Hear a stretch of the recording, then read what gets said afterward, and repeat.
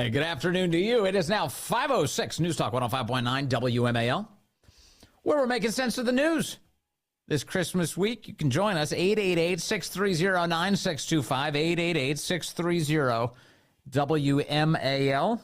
Always appreciate having you with us, whether you're driving in a car, spending time with family, at work, wrapping presents, whatever you're up to. Just great to have you here as always. Coming up, I want to talk about wasteful government spending, and I'd love the input of some federal employees. What do you see around you? What is happening? We'll talk about that at 5:30. In the meantime, I want to talk to you about what the Biden administration, speaking of wasteful spending, the worst double whammy is when it's both wasteful and destructive, when it hurts people as well. And that's the case with this next story. The Biden administration has been reportedly bankrolling a program that pays children to skip class at school without their parents' knowledge so that they can be instructed on, quote, LGBTQ activism. Well, that seems like a completely destructive use of American tax dollars. For more on that, Katelyn Richardson joins us. She's a contributor for the Daily Caller News Foundation, and she's been digging into this very thing. Katelyn, great to have you with us. Thank you so much. Thanks for having me on. All right, so what is this? What is the Biden administration spending money on? So this was a $2.5 million project funded by the National Institute for Health, targeting a dozen schools that are tasked with recruiting students to participate in what they're calling an intervention to, in their words, help LGBTQ identifying youth cope with minority stress. And what it actually does is it pulls these kids out of class at various points throughout the day for lessons on basically becoming activists. Some of the sample lessons included on this website for this intervention, which is called Proud and Empowered, talk about students who displayed leadership by leading walkouts and marches. It talks about LGBTQ history. There's a queer Jeopardy game included in one of these sessions. So a lot of wild stuff that is being funded by our federal government. Right. So, first of all, what grade levels are we talking here when we say schools? This is targeted at high schoolers, and what they're trying to do is they have 12 schools that are participating in this intervention and then 12 that are not.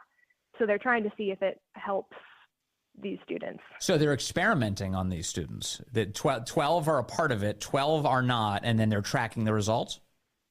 Yeah, that's what they're doing. And these are Los Angeles area high schools.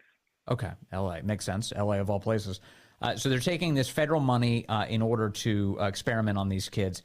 Now, LGBTQ is a very broadly defined category of all sorts of things that, it turns out, almost have nothing to do with one another. But importantly, for the purposes of this conversation, you know, when a child comes forward with the delusion that they were born in the wrong body, the healthy thing to do is to make them more accepting of the body that they have. That's not what's happening here. As I understand it, what you're talking about, $2.5 million is being invested so that at least at a dozen schools, students are told to embrace their delusions. Is that what's happening in the schools? Yeah, that's exactly right. That's what this program is targeting. And a very concerning part of this is these researchers requested a waiver for parental permission to exempt them from having to notify parents. And the reason that they gave for that is they said they're concerned that it'll put these kids at risk of having their parents know about their sexual orientation, which might put them at risk for harassment and abuse by their parents. So they're essentially assuming that these parents are going to lash out at their kids because of how they're identifying, and they're concealing this from parents. Well, in other words, the claim here is that the Biden administration, the researchers, and the schools have a more realistic stake over the lives of these children than the parents do. That the school is a more loving place than the parents are. I mean, that when you present something like this and you're like, well, we're going to keep it secret from the parents, that's you declaring that you have the best interest of that child in heart, and even if that flies in the face of the parents, right? Yeah, it's saying school administrators, teachers, the federal government know best about what is right for your child, and not the parents who raise this kid, who spend every single day with them, who know what their life is like. It's giving that authority to the school over the parents, which is just heartbreaking.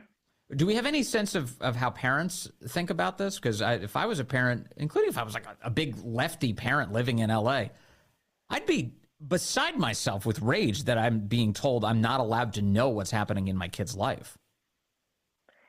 Yeah, that's a good question. On this specific program, I'm not sure yet, but there have been many instances of, parents finding out that schools have been secretly transitioning their children, and these policies are in place. There's been several lawsuits over programs not quite exactly like this, but just counselors on their own, taking the initiative to influence how these children are thinking about gender.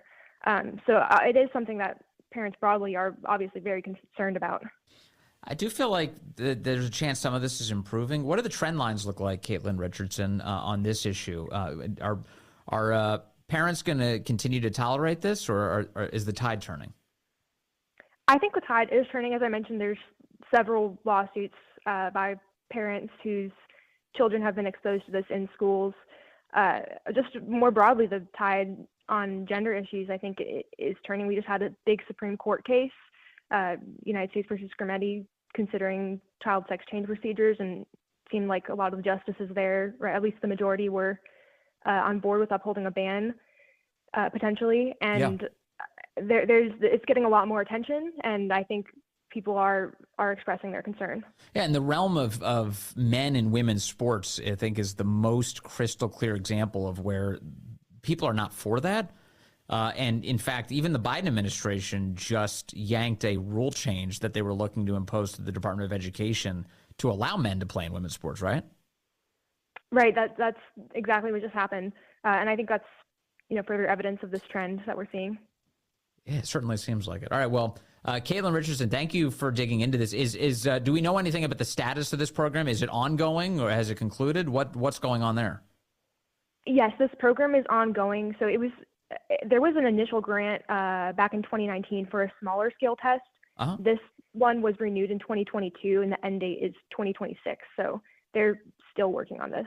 Okay. So in other words, I would imagine, I'm not sure how these grants work, but I would assume that an incoming administration could probably step in and yank the money back. But potentially it is ongoing. Okay. All right. Katelyn Richardson, Daily Caller News Foundation, thank you for digging into this and your excellent reporting as always. Good to talk to you. Thanks for having me on. That's Katelyn Richardson. The piece at the Daily Caller News Foundation today. Biden administration bankrolled program that pays kids to skip class without parents' knowledge for lessons on LGBTQ activism. Really, really remarkable. I was just playing audio a few minutes ago from President Trump at the Turning Point USA event this weekend in Arizona. And he knows why he was elected. He's got a sense of one of the many reasons. And one of them is obviously stopping this insanity. He declared that with a stroke of his pen, they're going to get the trans stuff out of the schools. He said within 14 seconds. They gave himself a specific time frame. And the other piece is we will keep men out of women's sports. Talk about something that should be non-controversial. President Trump saying that's a day one priority. He did ask the crowd. He's like, what do you think? Day 2, day 3, day 1? What do you want? And everyone screamed for day 1. So the president's got a lot to do on day 1. I am wondering, nobody's really given me a clear answer on this. I keep asking, is President Trump going to sign any executive orders from the dais as he's doing his inaugural address? Traditionally, they go back to the Capitol building. They sign some things right after the address. So maybe they'll just use the address in the same way. But President Trump is such an unconventional president. He gave the Presidential Medal of Freedom to Rush Limbaugh at the State of the Union, right? Remember? You had Melania put the medal over his head. It was an amazing moment, so unusual, totally exceptional. I'd love for him to see him sign some of these executive orders, make some of these declarations right there. Maybe, whatever it takes. Just have it all done right there on the dais during the inaugural address. I think that'd be great. All right. I've got Mike calling in from Sunshine now on line 1. Hello, Mike. You're on the Vince Coglianese Show. Vince, thanks for taking my call. Yes, sir. I've heard, maybe not from the most reliable of sources, but I've heard this, that some of these NGOs who are getting contracts with school districts, who are coming in, pitching this stuff to kids, unbeknownst to parents or trying to prohibit parents from knowing, also have finder's fees basically from these medical facilities that are performing the surgeries. So basically, they're getting a finder's fee from these health systems that are providing transgender surgeries. So it's an awful situation. Yeah, it's a wild, out of control industry. And, you could even, like, you talk about organizations that you're like, what does that have to do with transing children? Planned Parenthood, people think of them as an abortion mill, which of course they are. But it turns out their biggest operation these days is transing kids. And and being the place that people go to get injected with the relevant chemicals. It's completely out of control. And you have a medical industry that totally abides this because you're creating patients at a very young age that'll be entirely dependent on the medical industry for the rest of their lives. And this in no way is good for the human person. It's definitely good to enrich all sorts of people without any scruples whatsoever about the kind of damage they do to a human being. But boy, this is it's an evil industry, isn't it? Yes, and they have a marketing plan where they have basically people going out into schools fishing for these kids. And let me say something. Yeah. Any adult that tells a child they must keep a secret from their parent, in my book, that's the definition of a groomer. It is. There's no question. It's not even a close call. It literally is grooming. When you groom someone, first of all, grooming. We've talked about this before, but the phrase grooming has all sorts of, sometimes it's pejorative, other times it's just like a normal way to express that somebody is being prepared for something. That's historically the way it's been used. The prince is being groomed to become the next king, or something to that effect. But when you talk about grooming, you're conditioning a child. You're conditioning a child to think that that's appropriate. That you're conditioning a child to think deception is appropriate in the case of both their own identity about who they are and what their body is, and then towards their parents. Deceive your parents. It is good for you. There's not even a question in the world. That is the textbook definition of grooming someone. You're conditioning them to do this thing, and in this case, it's deception. It's lies. Yep, and they want to drive a wedge within the family. Absolutely. Yep. At every turn, quite unfortunately. Yeah, hold close to your family. Christmas is a really important time to remember the value of it. Mike, thank you very much. I appreciate that call. That's Mike in Sunshine, helping us navigate this mad world. Coming up, I want to talk about government waste with you. We've got Rand Paul's new report on the subject. We've got Festivus to mark. We've got the Department of Government Efficiency. Quite a bit ahead on the Vince Coglianese Show. All right, line 2 is where we find Bill in South Riding. Bill, good afternoon. You're on the Vince Coglianese Show. Hey, good afternoon, Vince. 2 quick points here. Maybe best described as sunshine initiatives on this school issue and schools trying to separate their children from their parents. Yep. I would like to see the Trump administration, and maybe they're going to do this, cut off all federal funds as soon as for any school district or school that institutes programs that are designed to not let the parents know what's going on with their children. So that's one. The second one is legislation or maybe an executive order that would remove qualified immunity for school officials who do these kinds of things behind their students' parents' backs. I would like to see a situation where these public employees are personally and potentially responsible on their own dime for the decisions they make behind the parents' back. Yes, criminal consequences for abusing children. That's the country I grew up in, and that's the country we should have back. I'm with you 100%. So both civil and criminal consequences. And to your point about President Trump, I think that's what he meant when he said this. When you talk about that federal funding, here's what he said. With the stroke of my pen on day one, we're going to stop the transgender lunacy.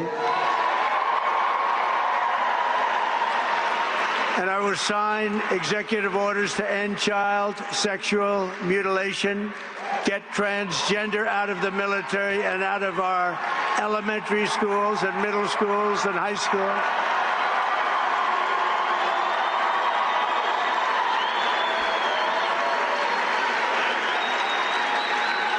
Yeah, so he can't just randomly create laws through the stroke of a pen. He can definitely sign legislation. But when he's passing those executive orders, Bill, that means he's probably going to condition federal aid, federal money on those schools following the rules. Yeah, and my point is that it transcends the transgender debate, which is a critical part of it, but it's not the whole thing. Based on what your last guest was describing, where schools and school districts are basically creating little radical activists instead of educating them. So my proposal would be broader than that. Any policy, any program that is intentionally designed to keep the parents in the dark. Amen. All right, that's a smart idea. Thank you, Bill. I like that. I hope President Trump or the people around him are listening. And one of the other pieces here that I hope we get some sunlight on, to Bill's point, is all of the abuses we don't know about.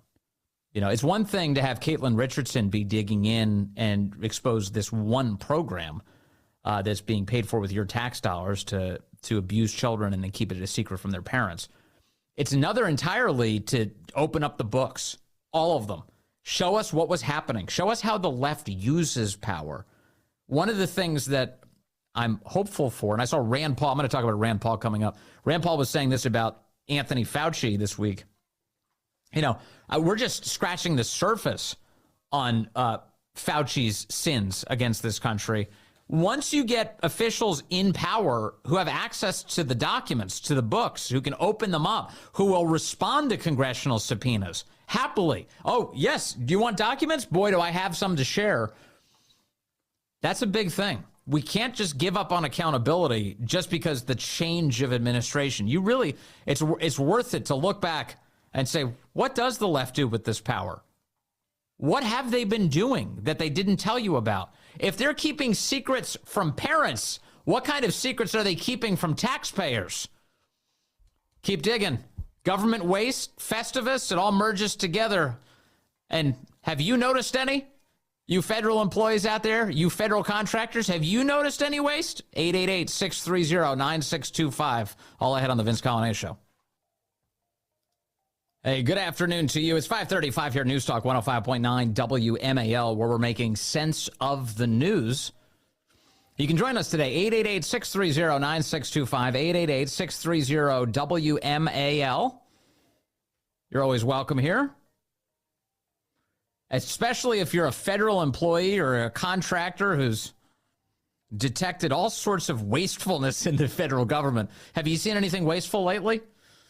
Would love to get your contributions. 888-630-9625. I do feel like WMAL listeners are going to be very helpful to Elon Musk and Vivek Ramaswamy as they undertake the Department of Government Efficiency. Before I get to more on that subject in just a moment, I do have a little bit of breaking news. Former President Bill Clinton has been hospitalized with fever.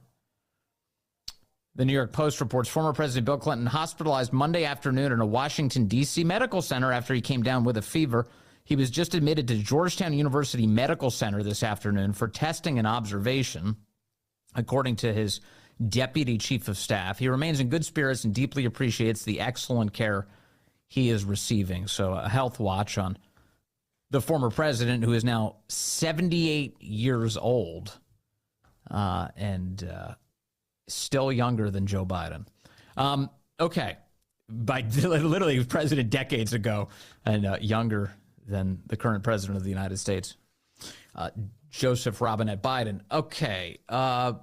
So today, I guess, apparently, to those who observe it, is Festivus. The tradition of Festivus begins with the airing of grievances. I got a lot of problems with you people. Yeah, right. So that, of course, comes to us from Seinfeld. Frank Costanza is saying the tradition of Festivus is the airing of grievances. And each year, Rand Paul airs his grievances about the wastefulness of the federal government. And this year, he's feeling especially joyful as he airs these grievances because he's excited, like so many of us, for the Department of Government Efficiency, DOGE, led by Elon Musk and Vivek Ramaswamy. And I was going through this report. The Rand Paul just released this report today, and it's great. It's got a lot of good stuff in it. Well, it's got a lot of bad stuff in it, but it's great that he identified this stuff. This year, he has identified well over $1 trillion in government waste. $1,008,313,000,000. Sorry, I'm losing track here. Yeah, $329,626.12 in government waste. It's a long number with a lot of commas. And let's just go down the list on some of these things because they're crazy. So there's one here, ghost towns on the government's dime. Ghost towns, entire ghost towns. The federal government spends over $10 billion on maintaining, leasing, and furnishing almost entirely empty buildings. More than $10 billion on empty buildings.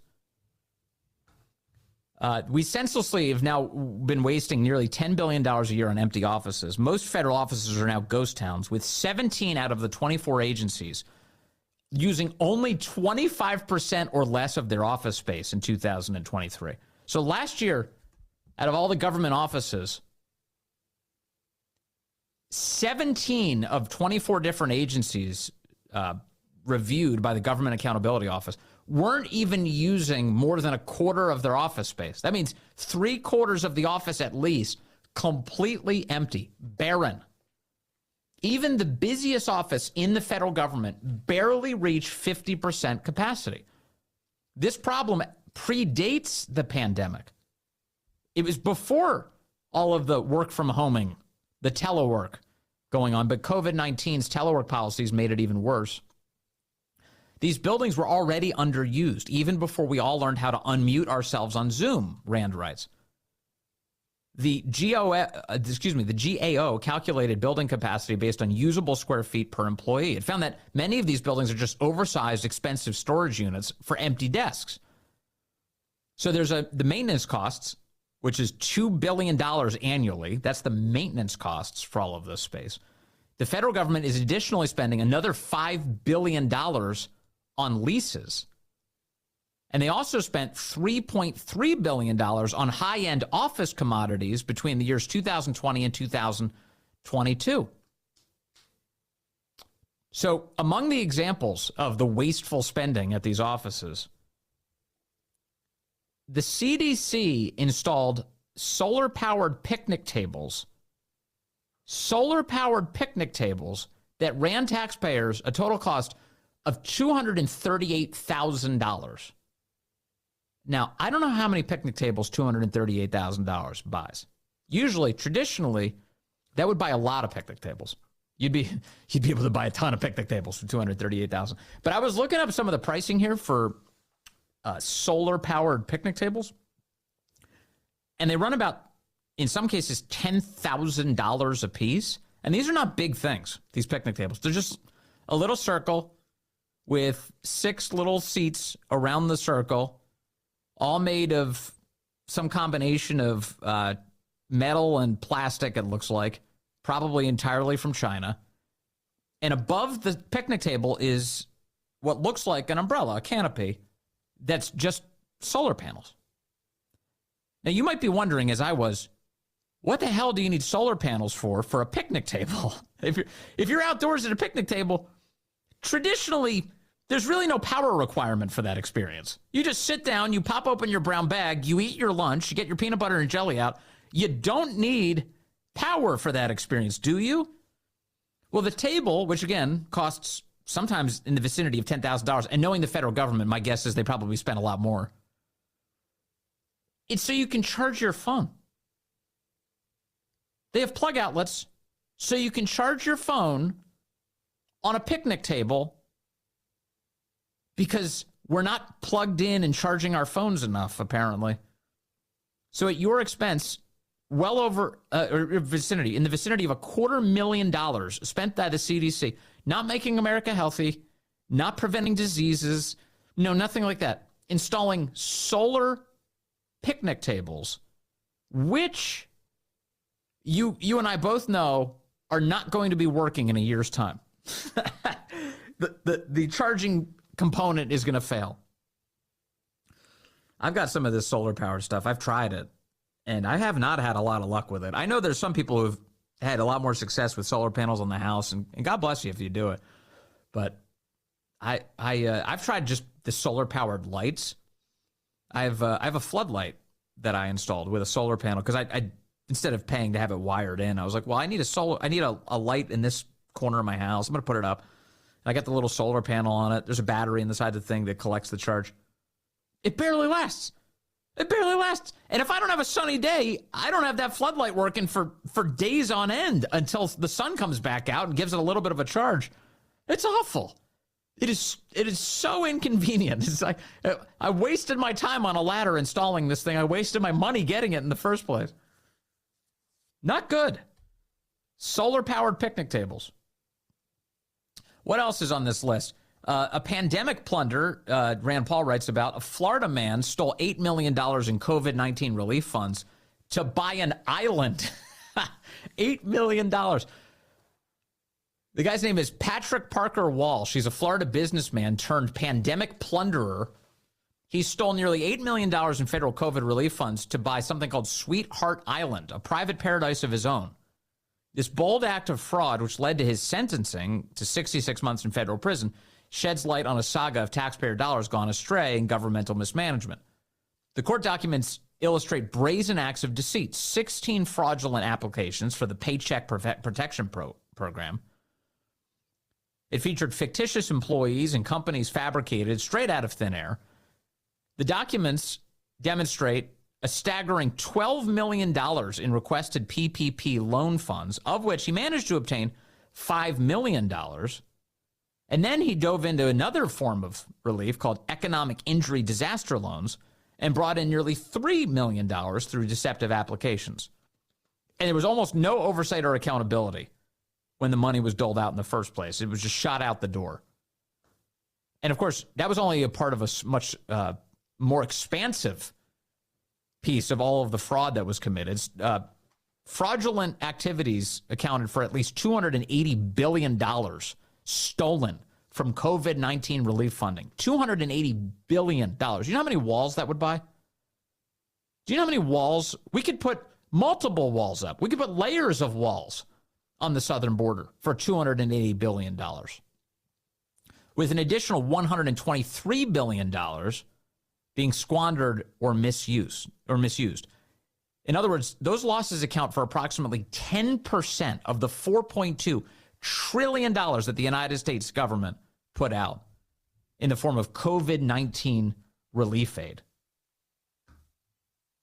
So there you go. That's the COVID-19 component of that. Any pickleball fans out there? Looking at you, Corey. Corey in Ganamort, let's be honest, big pickleball guy. Pickleball's a cool sport. It's driving people crazy. Some people crazy. The thwack if it's near your house, or or if you enjoyed playing tennis, perhaps your court's been overtaken by the pickleballers. But, and I know the mean streets of Arlington, they've got these big disputes between the kids playing basketball and the pickleball crews. It's a big deal. Stay away from that topic. Lots of mail, lots of calls on that subject. But Rand Paul has identified that the Department of the Interior spent $12 million on a Las Vegas pickleball complex. $12 million. Now, $12 million bucks, that's a lot of money to spend on a pickleball complex. That's a Corey and Ganamort standard. Like that sounds like heaven on earth to him. But Corey, unfortunately, had to pay for it and doesn't live in Las Vegas. So someone else gets to play pickleball off of Corey's income taxes. Here's what we know. The federal budget, an enigmatic beast where our hard-earned money transforms into a kaleidoscope of public projects, some of which make us scratch our heads and ask, really? The 2024 Festivus Waste Report shines a spotlight on a grant that's bouncing its way into the hearts of pickleball enthusiasts everywhere. The grand vision of a 30-court regional pickleball complex in Las Vegas, Nevada. They say the city's pickleball players are in such a pickle that the federal government has set aside 5.43 acres to ensure they have ample space to serve, volley, and smash their way to pickler fame. Not to mention the architects of this complex aim to put Las Vegas on the global pickleball map by hosting tournaments from local to international levels. Move over World Series of Poker, there's a new game in town. However, not everybody in the Sin City is happy about this. According to local news outlet KSNV, homeowners had petitioned the city to vote against the agreement and consider moving the complex elsewhere. Here we go. Citing concern about noise nuisance, increased traffic, and parking congestion, and an overall decrease in their quality of life and home value. $12 million on a Las Vegas pickleball complex. That does sound wasteful. That does sound very wasteful. Let's see here. I've got JT calling in from D.C., as he does, on line 3, quite conveniently. JT, good afternoon to you. Good afternoon, Vince. Enjoying the show so far. I'd like to bring to Doge's attention something that has plagued for many years the federal government. Yeah. And you have these companies that make these software applications that are very redundant of software applications that already exist. Then they sell these software applications to different agencies, and then they charge the agencies ridiculous amounts of money to have upgrades and licenses for each computer that they are installed on. So we're getting snowed on less efficient software when there's perfectly good stuff available on the open market? Or they do exactly the same thing that another software company or another contract company does slightly differently, but the results are the same. Yeah, that seems like an area that's ripe for corruption, for one, and for reform. I have seen, just off the top of my head, I know I've seen Elon Musk expressing some of this on X about the state of the computer systems in the federal government, the software that's used at all of these various federal agencies. And I guess to the extent that one can be hopeful, you really hope Elon Musk, the guy who's in this tech space, who's very familiar with the way software and computers work at an intricate level, kind of the right guy for the job, don't you think, JT? I do, and I hope that they take a microscope to that part of the industry, because I have watched this for a very long time. Yeah, and you've seen a lot of waste in the process. Yeah, a microscope and a meat cleaver. Just, use both where necessary. A little bit, get some scalpel action in there. JT, thank you. I appreciate that. Yes, software is probably a huge area that these Doge guys can tackle, and Vivek and Elon are exactly the guys to do it. I think they're ready for it. We'll see if Congress cooperates with them. No sign yet of a big appetite to cut spending, as evidenced by that ridiculous spending battle we just had to have, where the grassroots rose up, where Elon and Vivek, to their great credit, rose up and said, no, 1,500 pages? That's insane. We got to get that under control. If we wanted to get to the bottom of all of this government waste, and if I wanted to share with you every last thing Rand Paul and his staff found this year, we'd be doing this for weeks. There's a lot here. There's a lot here, including nearly $500,000 U.S. taxpayer dollars spent by the Department of Health and Human Services to figure out if lonely rats are more interested in cocaine than happy rats. $500,000. Could you imagine? Is there literally anything better we could spend $500,000 on? Better yet, could you just not spend it? $500,000 given to the Department of Health by the Department of Health and Human Services to NYU to investigate whether rats placed in positive environments would be more likely to abstain from cocaine than rats in negative and isolating environments, which is amazing. Haven't they done enough cocaine testing on Hunter Biden? Why do we need rats to do this work when Hunter's been doing plenty of it out in the real world? Speaking of the Department of Government Efficiency, some good news for you. Katie Miller, who was previously press secretary in the vice president's office in the Trump administration, has agreed to become the leading communications professional for the Department of Government Efficiency. She's going to be joining the Department of Government Efficiency. That's great. And Katie Miller also happens to be Stephen Miller's wife. And Stephen Miller is a very effective guy for President Trump to be bringing back into the federal government. So all the pieces are moving into place for a very successful 47th presidency. And so now all of our prayers need to rise to help that. Merry Christmas to you. A lot of fun. We're going to have a lot of fun next year, too. The great one, Mark Levin, up next here on WMAL.